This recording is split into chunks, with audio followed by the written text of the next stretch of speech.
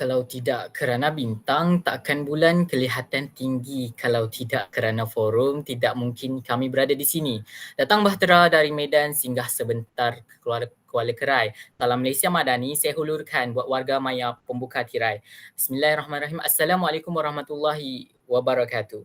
Salam sejahtera dan salam Malaysia Madani saya ucapkan.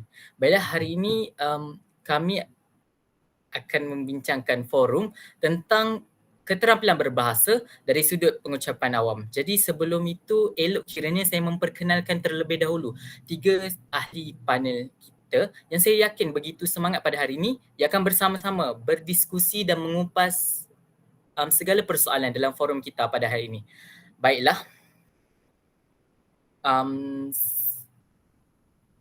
saudara ahli panel pertama, saudari Afrina. Bagaimana kabar saudari? Terima kasih saudara moderator. Saya di sini baik-baik sahaja. Baiklah, kita beralih kepada ahli panel kedua kita yang cukup segak tampan bergaya. Saudara Hazim, bagaimana kabar saudara? Alhamdulillah, terima kasih Tuan Moderator. Saya di sini sungguh sihat. Alhamdulillah, dan kita beralih kepada ahli panel kita yang terakhir iaitu saudari Roshamira. Bagaimana saudari? Kabar saudari? Alhamdulillah, kabar saya baik-baik saja. Terima kasih saudara moderator. Baiklah, Alhamdulillah. Usai salam perkenalan, kita beralih semula ke topik perbincangan forum kita pada hari ini. Baiklah, satu persoalan muncul di dalam horizon pemikiran saya dan saya ingin bertanya kepada saudari ahli panel pertama. Saudari Afrina, bolehkah saudari berkongsi akal fikiran tentang aspek-aspek keterampilan berbahasa dan fungsi keterampilan berbahasa? Dipersilakan. Terima kasih saudara moderator.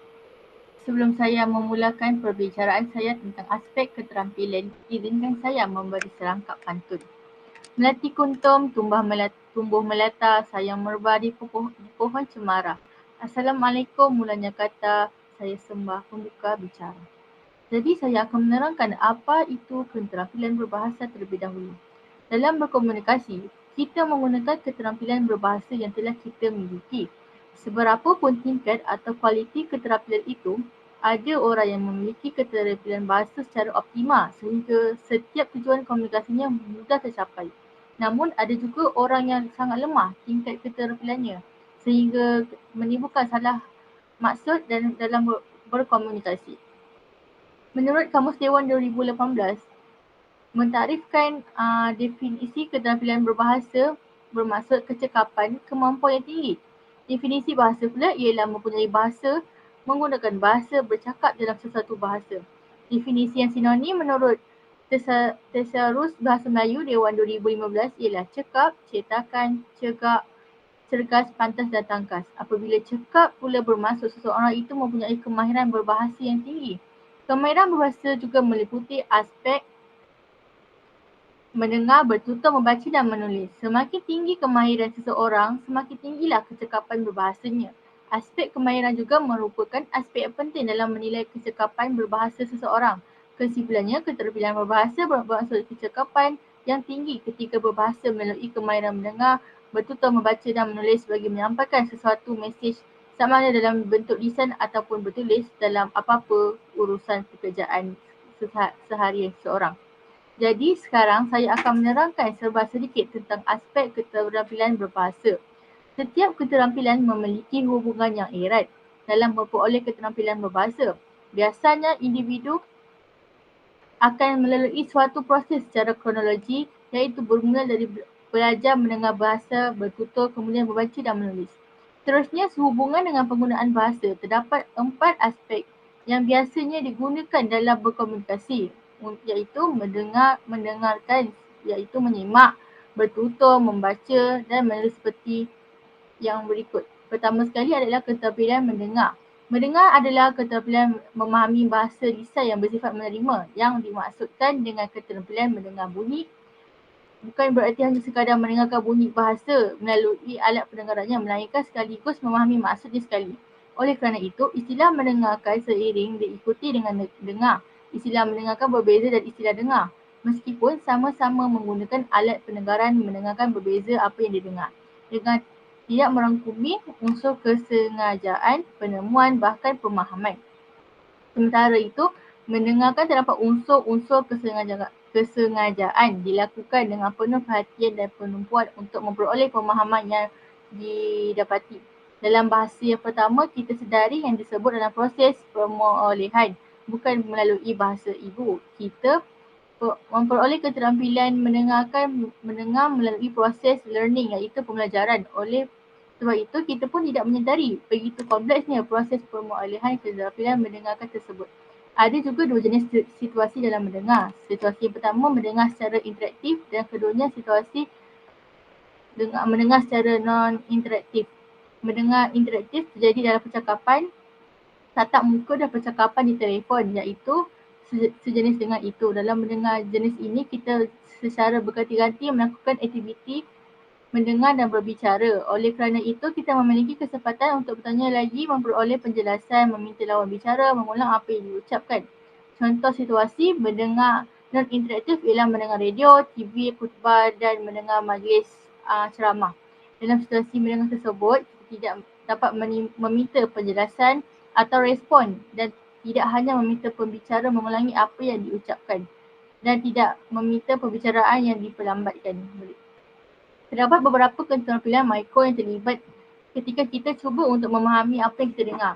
Yang pertama, menyimpan unsur bahasa yang didengar menggunakan daya ingat jangka pendek. Yang kedua, berupaya membezakan bunyi-bunyi yang membezakan erti dalam bahasa sasaran. Yang ketiga, menyedari adanya bentuk-bentuk tekanan dan nada, warna, suara dan intonasi. Yang keempat, membezakan dan memahami erti kata yang didengar. Yang nombor 5, mengenal bentuk-bentuk kata yang khusus. Yang keenam, mengenal pasti kata-kata kunci. Yang ketujuh, mengenal kelas kata. Dan akhir sekali, mengenal peringkat-peringkat gabungan dan unsur-unsur kalimat seperti subjek, predikat, objek dan sebagainya. Selain itu, aspek keterampilan bertutur juga adalah berkata, bercakap, berbahasa yang melahirkan pendapat atau idea.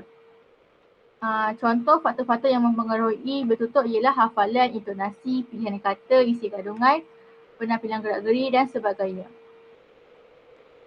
Kemudian ada juga situasi bertutur yang tergolong misalnya dalam perpidato di hadapan umum dan khutbah dan lain-lain dilakukan melalui tatap muka secara langsung namun berlangsung secara atau satu arah. Berikut beberapa, minta maaf. Seterusnya adalah keterampilan membaca. Keterampilan membaca tergolong daripada sifat aktif reseptif. Aktiviti membaca dapat dikembangkan secara tersendiri, terpisah dari keterampilan mendengarkan dan berbicara. Namun pada masyarakat yang memiliki tradisi literasi yang telah berkembang, seringkali keterampilan membaca dikembangkan secara integrasi dengan keterampilan menyimak dan berbicara. Keterampilan membaca terbagi kepada dua klasifikasi, iaitu membaca permulaan dan membaca lanjutan. Kemampuan membaca permulaan ditandai oleh kemampuan celik huruf, kemampuan mengenali lambang-lambang, tulis dan dapat membunyikan dengan yang benar. Pada fasa ini, pemahaman isi bacaan belum begitu jelas kerana orientasi pembaca lebih berfokus kepada pengenalan lambang bunyi bahasa. Sementara pembacaan lanjut, kemampuan membaca ditandai oleh kemampuan celik wacana. Artinya, membaca bukan hanya sekadar mengenali lambang tulis, tapi berkemampuan membunyikannya dengan lancar.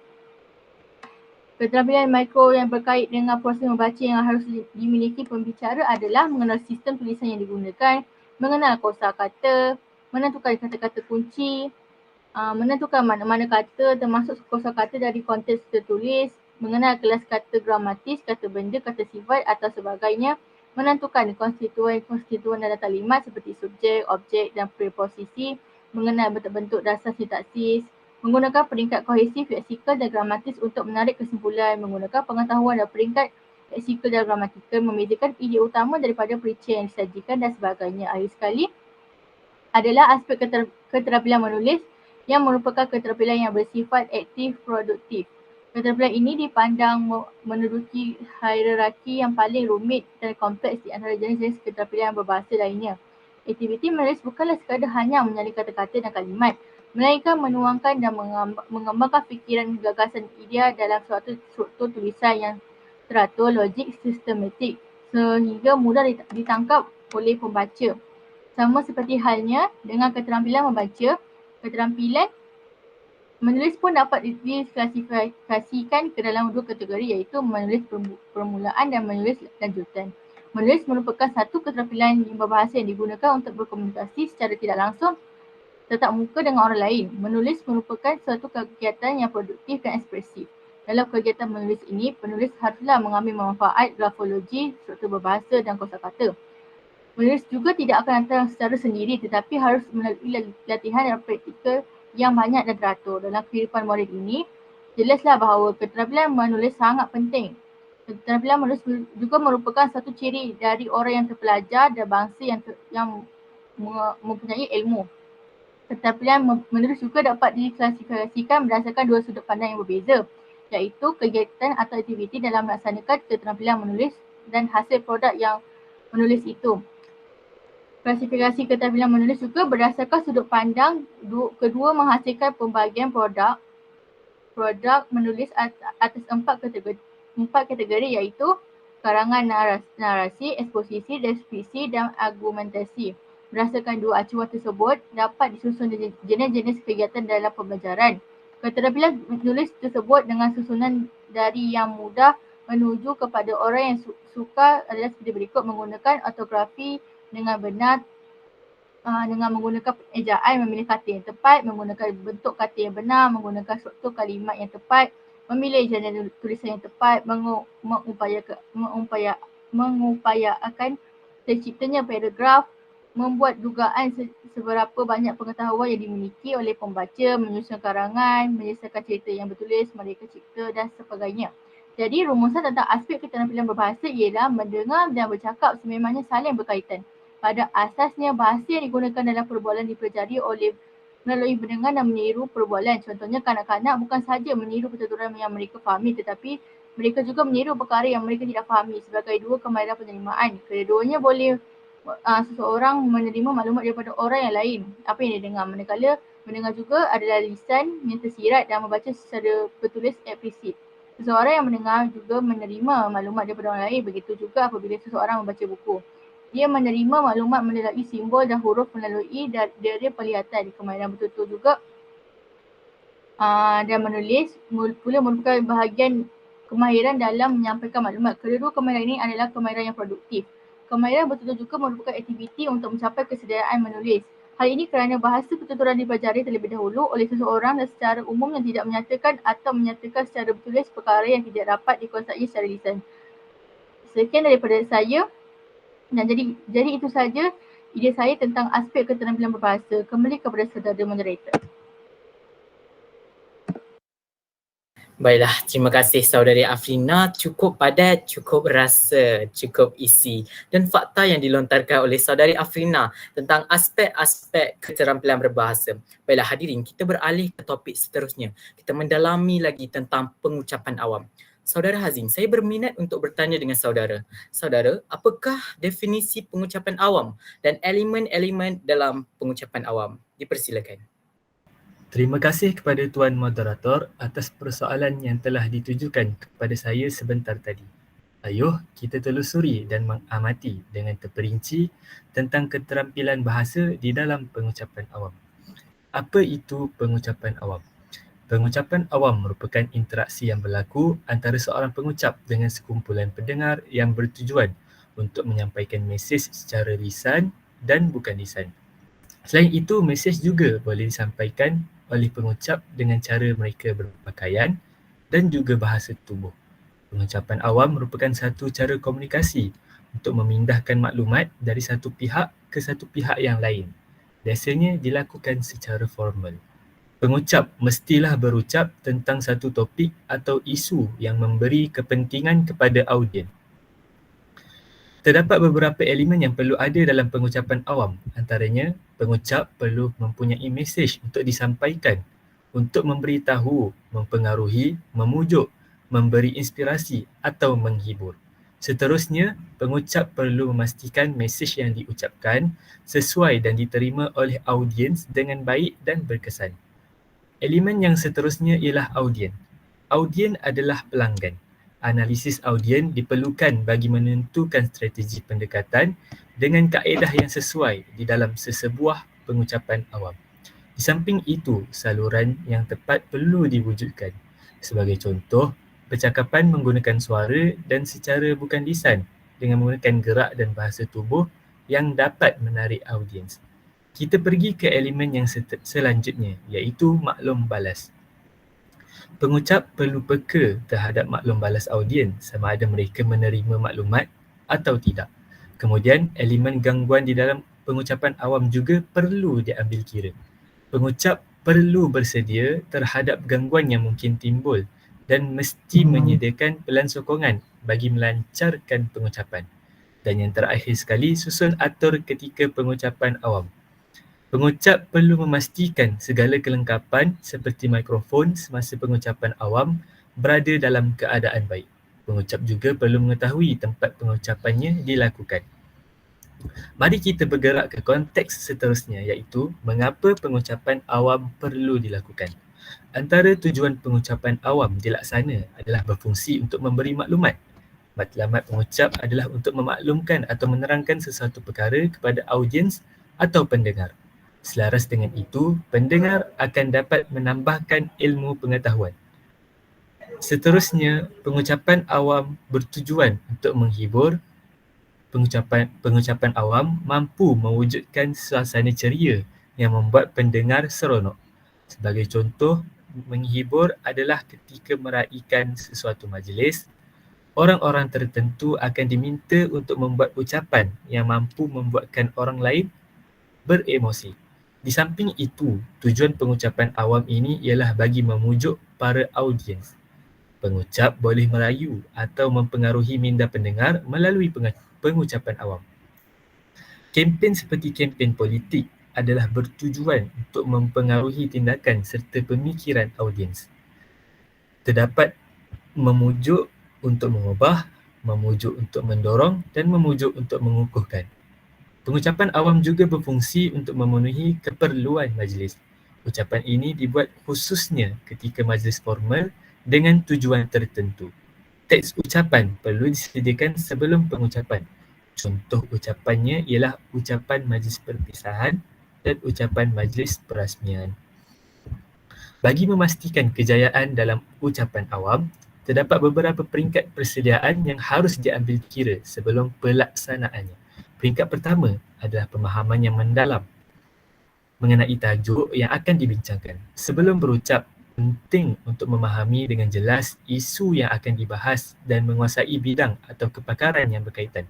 Pengetahuan yang kukuh tentang tajuk akan membantu pembentukan argumen yang kukuh dan penyampaian maklumat yang tepat. Peringkat kedua melibatkan analisis latar belakang khalayak yang akan dihadapi. Setiap khalayak mempunyai pelbagai tahap pendidikan, minat dan pengetahuan yang berbeza. Oleh itu, adalah penting untuk memahami audiens secara menyeluruh sebelum berucap.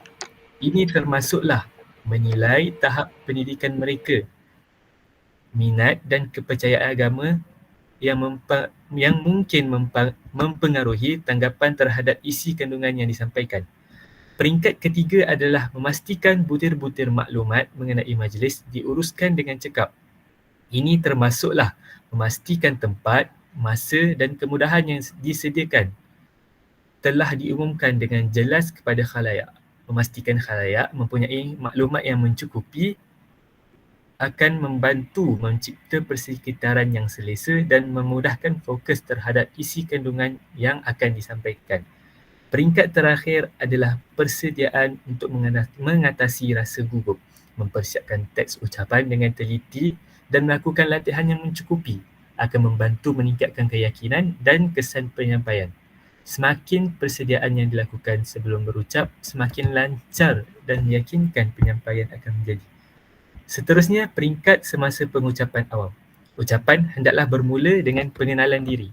Pengucap akan memulakan dengan memperkenalkan dirinya sebagai pengucap pada majlis ini.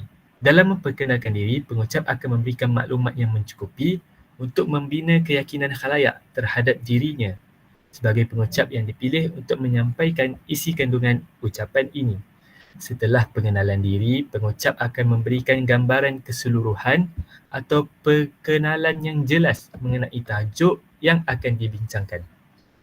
Ini akan membantu menetapkan fokus dan memberi konteks kepada khalayak mengenai apa yang akan diutarakan dalam ucapan. Selain itu, permulaan yang menarik adalah penting untuk menarik perhatian khalayak dari awal. Pengucap akan memulakan ucapan dengan sesuatu yang menarik perhatian seperti anekdot, fakta menarik atau soalan retorik yang membangkitkan minat khalayak. Selain daripada kata-kata pengucap, perlu memberikan aspek bukan lisan seperti gaya bertutur, intonasi suara, mimik muka dan bahasa badan untuk menambah keberkesanan penyampaian ucapan. Penggunaan alat bantu seperti grafik, gambar atau video juga akan digunakan jika sesuai. Pengucap perlu memantau reaksi dan tanggapan khalayak semasa ucapan dengan menggunakan paras sikap yang sama dengan mereka. Pengucap akan bersikap positif terhadap respon yang baik dan memberi tindak balas yang sesuai, sementara juga bersedia untuk menangani sebarang tanggapan negatif dengan sensitiviti. Di samping itu, pengucap dan khalayak ini termasuklah memastikan ucapannya mudah difahami, memberi peluang kepada khalayak untuk bertanya atau memberi komen, dan menunjukkan penghargaan terhadap sokongan mereka.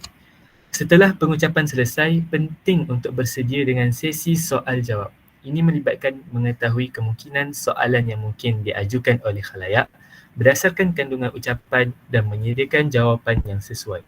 Semasa sesi soal-jawab, pengucap perlu menjawab kemusykilan khalayak dengan baik dan penuh keyakinan. Ini termasuklah memberi jawapan yang jelas berkaitan dan meyakinkan untuk mengatasi sebarang kekeliruan atau ketidakfahaman yang mungkin timbul. Selain daripada soalan yang dijangka, pengucap juga perlu bersedia untuk menjawab soalan di luar jangkaan.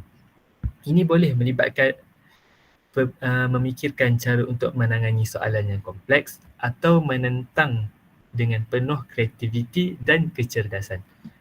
Pengucap mempunyai beberapa tujuan apabila menyusun kata-kata, frasa, klausa dan ayat-ayat dalam teks ucapannya. Oleh itu, bahasa perucap hendaklah jelas. Untuk menghasilkan bahasa yang jelas, pengucap hendaklah menyatakan apa yang dimaksudkannya dengan mudah, terus atau langsung dan tidak mengelirukan. Bahasa yang jelas dapat memperjelaskan maklumat. Seterusnya, pengucap perlulah berhati-hati apabila menggunakan bahasa yang teknikal. Seelok-eloknya, berikan makna atau erti kata-kata teknikal yang digunakan itu. Di samping itu, pengucap hendaklah berhati-hati apabila menggunakan perkataan yang mempunyai makna berlapis atau bahasa konotatif dengan cara sentiasa menghuraikan apa yang dimaksudkan untuk mengelakkan kekeliruan dan ketidakfahaman, khususnya konsep-konsep yang diterap dalam teks ucapan. Akhir sekali, penggunaan alat bantu seperti gambar atau lukisan, papan hitam atau putih, audio dan video, serta carta atau graf dapat membantu menghasilkan pengucapan awam yang lebih berkesan. Penggunaan alat bantu dalam pengucapan awam memegang peranan penting dalam meningkatkan keberkesanan penyampaian. Alat bantu seperti grafik, carta atau animasi dapat membantu menyampaikan maklumat dengan cepat dan ringkas. Ia membolehkan pengucap untuk merangkum maklumat yang kompleks dalam bentuk yang mudah difahami oleh audiens, menjimatkan masa dan mengelakkan pembaziran waktu. Beberapa konsep atau idea mungkin sukar difahami hanya dengan kata-kata. Alat bantu visual seperti gambar, grafik atau diagram dapat membantu menjelaskan perkara yang kompleks dengan lebih jelas dan mudah difahami oleh audiens. Ini memungkinkan pengucap untuk memperjelas konsep yang rumit dan mengurangkan risiko kekeliruan atau ketidakfahaman. Alat bantu yang menarik seperti video animasi atau demonstrasi praktikal dapat membantu mengekalkan minat audiens sepanjang ucapan. Mereka menambah dimensi visual atau interaktif kepada penyampaian.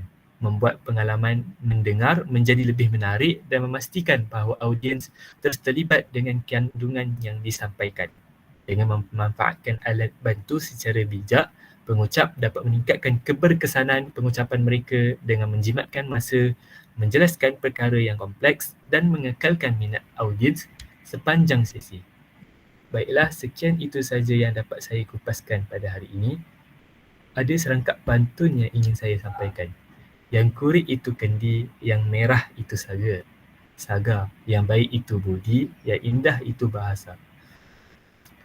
Ingat, buang yang keruh, ambil yang jernih. Sekian daripada saya, kembali kepada Tuan Moderator. Wah, begitu terperinci hujah yang disampaikan oleh Saudara Hazim sehingga terkesima saya mendengarnya. Terima kasih Saudara Hazim. Sidang hadirin, timbul lagi satu persoalan dalam horizon pemikiran saya, iaitu apakah teknik-teknik penyampaian yang sesuai digunakan dalam pengucapan awam? Saudari Roshamira, bolehkah saudari berkongsi sedikit akal fikiran tentang teknik-teknik penyampaian yang sesuai digunakan dalam pengucapan awam? Dipersilakan. Terima kasih saya ucapkan kepada saudara moderator atas pertanyaan yang diajukan sebentar tadi. Hadirin, sebelum saya pergi kepada isi utama, saya akan menyentuh pengenalan tentang teknik pengucapan awam ini terlebih dahulu. Teknik dalam pengucapan awam adalah tata cara menyampaikan maklumat, membimbing, mengajar, membantu, menghibur dengan cara yang betul. Teknik pengucapan awam ini perlu dikuasai oleh mereka yang ingin berucap dalam khalayak ramai. Terdapat 3 perkara asas penting yang mendasari pengucapan awam yang wajib ada dalam diri seseorang. Perkara-perkara ini akan membantu seseorang individu yang berucap itu menghujahkan perkara yang menarik dan tidak bosan.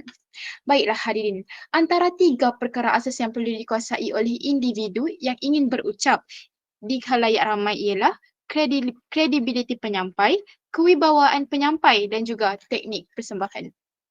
Baiklah hadirin, saya masuk kepada kredibiliti penyampai. Menurut Kamus Dewan Bahasa dan Pustaka 2008, kredibiliti bermaksud sifat yang boleh dipercayai atau diyakini. Jika hadirin ingin tahu, sebagai penyampai maklumat, individu tersebut seharusnya menyampaikan kandungan sesuatu maklumat yang dapat meyakinkan pendengar. Jadi, dengan perkara tersebut, kita dapat menjadi penyampai yang berkredibiliti. Terdapat 2 langkah untuk memperoleh kredibiliti. Yang pertama, penutur wajib yakin dan percaya tentang apa yang hendak disampaikan. Maklumat tersebut haruslah berdasarkan dari sumber yang sahih, fakta yang tepat dan juga maklumat yang betul. Kedua, penutur mestilah terlebih dahulu melakukan apa yang telah diperkatakan agar orang yang mendengar pengucapan tersebut akan lebih terkesan di hati. Setiap individu mempunyai kredibiliti yang berlainan dan kelainan inilah yang memberi dan membawa keunikan dalam setiap ucapan yang hendak disampaikan. Kredibiliti penyampai juga bergantung kepada pengetahuan kandungan ucapan.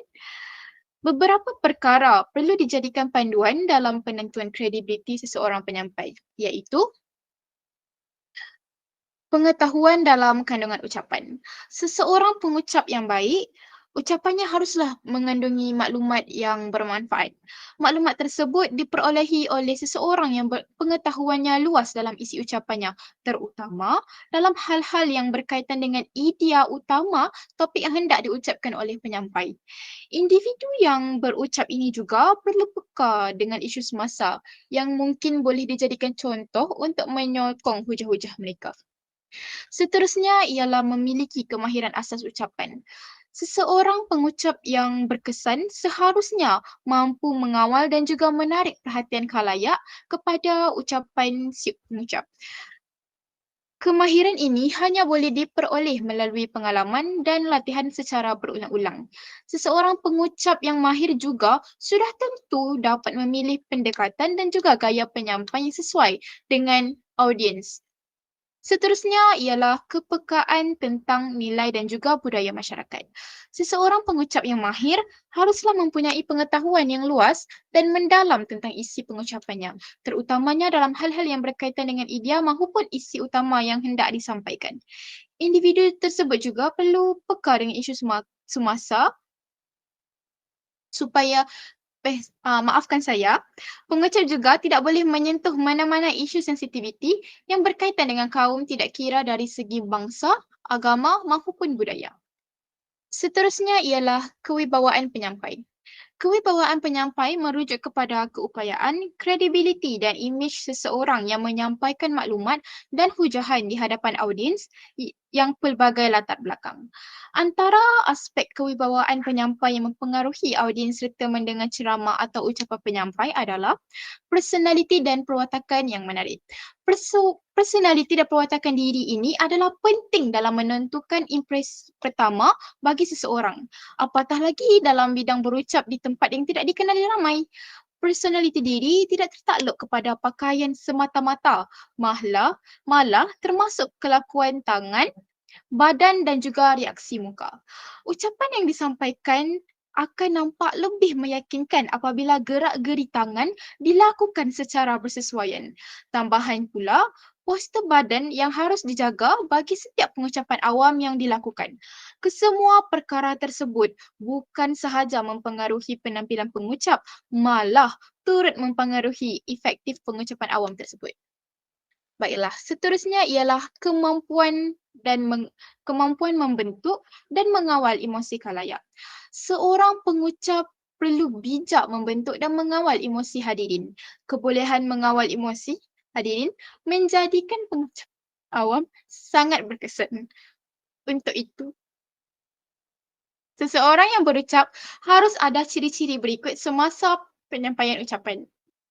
Antara ciri-cirinya ialah menghargai kehadiran pendengar, menjaga kebajikan hadirin ketika berceramah dan mampu menguasai hadirin khusus apabila hadirin tersebut datang secara sukarela. Perkara asas yang terakhir ialah teknik persembahan. Terdapat beberapa perkara yang perlu diberi perhatian dalam memperkemaskan persembahan yang perlu dilakukan oleh pengucap. Yang pertama ialah pengolahan bahasa. Seseorang pengucap ataupun penyampai perlu menguasai sesuatu bahasa yang baik. Seterusnya, susunan bahasa si penyampai perlulah menggunakan bahasa yang mudah dan jelas agar mudah difahami oleh audiens. Seterusnya, si pengucap perlu menggunakan tata bahasa yang baik agar ayat-ayat mereka jadi lebih teratur dan cantik didengari. Seterusnya ialah suara dan sebutan. Pengucap perlu mengelakkan membaca teks kecuali pengacaraan majlis. Pengucap juga perlu memberikan sebutan yang jelas dan betul dengan menggerakkan bibir dan juga rahang. Kelantangan suara pengucap juga amatlah penting supaya suara pengucap dapat menarik perhatian khalayak. Intonasi dan irama juga perlulah bersesuaian dengan cara penyampaian pengucap. Sekiranya pengucap ingin memberikan ceramah, intonasi pengucap perlulah santai tetapi dapat tawan hati khalayak. Nada penyampai juga perlulah bersesuaian mengikut majlis. Sekiranya kita berada di majlis kegembiraan, maka nada kita juga perlu didengari secara gembira. Seterusnya ialah kelajuan. Penyampai tidak boleh cakap terlalu laju dan juga terlalu perlahan. Kelajuan cara penyampaian haruslah secara sederhana agar dapat menarik perhatian khalayak dan juga agar dapat dikejar oleh khalayak. Seterusnya ialah jeda. Penyampai juga perlu menerapkan aspek jeda ini ketika berucap kerana audiens dapat memahami dan juga mendalami isi yang ingin disampaikan oleh pengucap. Seterusnya ialah ulangan. Penyampai juga haruslah mengulang kembali isi yang sudah disampaikan agar isi-isi tersebut sentiasa diingat dan disemat dalam fikiran khalayak. Seperti contoh, sekiranya kita memberikan ceramah.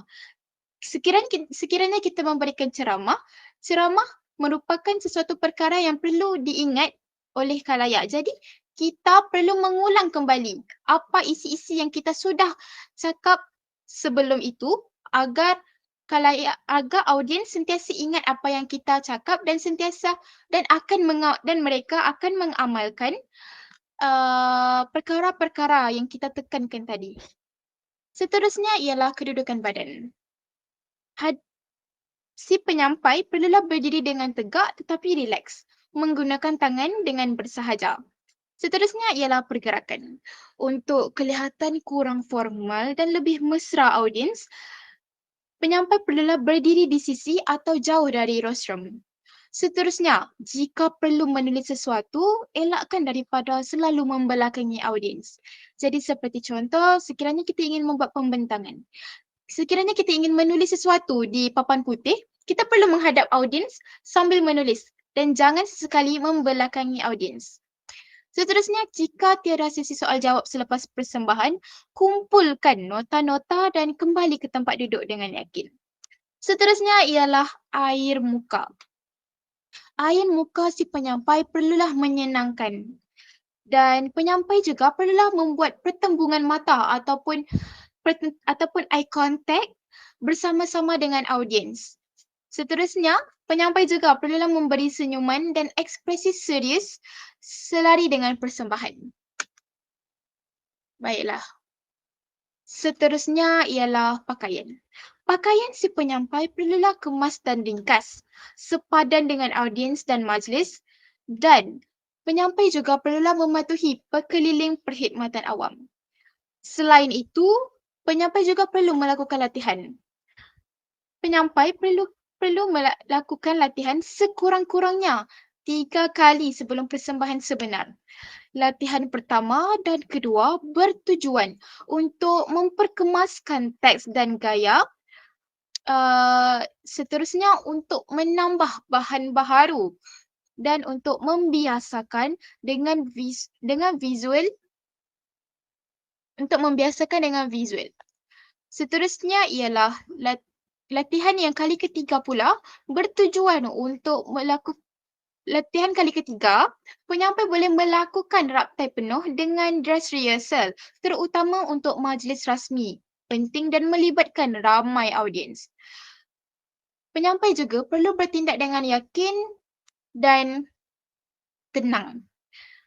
Seterusnya, penyampai juga perlu mengatur kertas dan nota dengan baik di atas rostrum. Baiklah. Yang seterusnya ialah sifat. Penyampai perlulah berpengetahuan luas dan menguasai bidang yang ingin disampaikan. Sebagai contoh, sekiranya penyampai ingin membuat ceramah keagamaan. Jadi, si penyampai tersebut perlulah menguasai bidang agama dan berpengetahuan luas tentang agama agar penyampai tahu apa yang hendak ingin disampaikan kepada audiens. Seterusnya ialah berkemahiran berucap. Penyampai perlulah berkeupayaan mengawal dan menarik minat dan menarik perhatian atau minat audiens. Seterusnya ialah transisi antara setiap isi penting adalah jelas dan lancar. Jadi, isi-isi yang penting perlulah disebut dengan jelas dan juga lancar. Yang terakhir ialah berkeyakinan. Ini adalah perkara yang paling penting sekali sekiranya penyampai ingin berucap di khalayak ramai. Penyampai perlulah yakin terhadap diri persediaan dan penguasaan topik. Seterusnya, penyampai juga perlu mahir dan berpengalaman terhadap tajuk yang hendak disampaikan. Jadi, dengan kesemua ini, dengan menguasai kesemua aspek ini, penyampai akan lebih yakin untuk bercakap di khalayak ramai. Jadi, sekian itu sahaja daripada saya. Kembali kepada saudara moderator. Wah, hebat kata. Cukup isi. Terima kasih Saudari Roshamira atas lontaran idea sebentar tadi tentang teknik-teknik penyampaian yang sesuai digunakan dalam pengucapan awam. Baiklah, terima kasih kepada sahabat-sahabat ahli panel kita pada hari ini yang sungguh bersemangat dan beriltizam dalam melontar idea-idea yang cukup kritis tadi tentang keterampilan berbahasa dalam pengucapan awam. Berdasarkan perbincangan demi perbincangan, kupasan demi kupasan yang telah dikemukakan oleh 3 ahli panel, bermula pengenalan singular rumusan, kini kita lebih jelas mengetahui tentang keterampilan berbahasa dari sudut pengucapan awam. Baiklah hadirin, kalau berkayuh dah sampai ke pulau, kalau mendaki dah sampai ke puncak, kita telah sampai kepada penghujung forum kita pada hari ini. Tuai padi antara masa, esok jangan layu-layuan. Intai kami antara nampak, esok jangan rindu-rinduan. Lantaran keterbatasan waktu, saya mohon mengundurkan bicara. sekaligus mengakhiri bicara ini. Sekian, wabillahi taufiq wal hidayah. Wassalamualaikum warahmatullahi wabarakatuh. Terima kasih.